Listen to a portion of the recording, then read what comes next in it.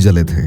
एक मर्तबा फिर से एक मकसद मिलता है इंसानों को, मुस्तकबिल में लोगों को आग से महफूज रखने के लिए फायर रेजिस्टेंट मटेरियल बनाया जा सकता है। और दर हकीकत 20वीं सदी के वस्त में पहली मर्तबा फायर रेजिस्टेंट कपड़े बनना शुरू हो चुके थे, खास तौर पर फायर फाइटर्स के लिए।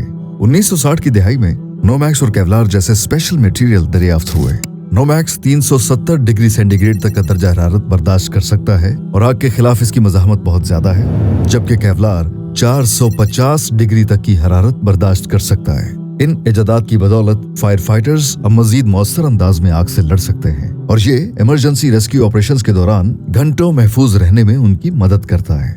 सूरह अल-बकरा में है कि मूसा अलैहिस्सलाम अपने आसा को एक चट्टान पर मारते हैं और उससे 12 चश्मे फूट पड़ते हैं। तसव्वुर करें, एक बार आसा को मारने से बंजर सहरा के बीचों बीच एक खुश्क और बेजान चट्टान पानी के वाफर जरिए में तब्दील हो जाती है।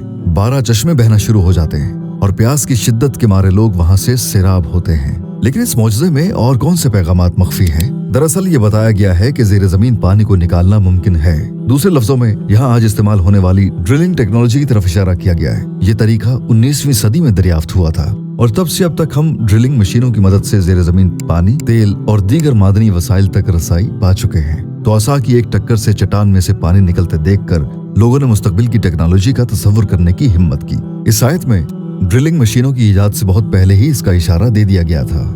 सूरह आले इमरान में ईसा अलैहिस्सलाम, जिन्हें जीसस भी कहा जाता है, फरमाते हैं, और मैं अल्लाह के हुक्म से पैदाइशी नाबीना लोगों और कोढ़ियों को शिफा देता हूँ और मुर्दों को जिंदा करता हूँ। ये हजरत ईसा अलैहिस्सलाम के चंद मशहूर तरीन मौजज़ात हैं। आइए इनमें से एक यानी पैदाइशी नाबीना अफराद को शिफा देने का बगौर जायजा लेते हैं।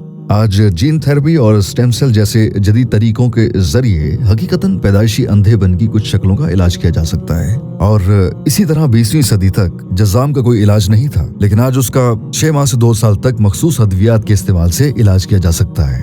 और हकीकत तो ये है कि आज बाज़ इलाकों को छोड़कर जज़ाम के मरीजों की तादाद तकरीबन 0 हो चुकी है। बदिउज़्ज़मा बयान करते हैं, ये आयत दर्ज झैल पैगाम देती है, हत्ता के शदीद दायमी बीमारियों और सेहत के संगीन मसाइल का इलाज भी हो सकता है। बीमारी चाहे कोई भी हो, इलाज मुमकिन है। तलाश करते रहें, आपको इलाज मिल जाएगा। आखिरी और सबसे हैरान कुन निशानी ये है कि हजरत सुलेमान अलैहिस्सलाम ने जिन्नात को अपने ताबे किया और उन्हें अच्छे काम करने पर लगाया। अल्लाह की मर्जी से सुलेमान अलैहिस्सलाम ने जिन्नात को समुद्रों में गौता लगाकर कीमती जवाहरात निकालने, शानदार इमारतें बनाने और अपने लिए हर तरह के मुश्किल काम करने पर लगाया। बदिउज़्ज़मा फरमाते हैं कि इन मौजज़ात में बहुत सी निशानियां हैं।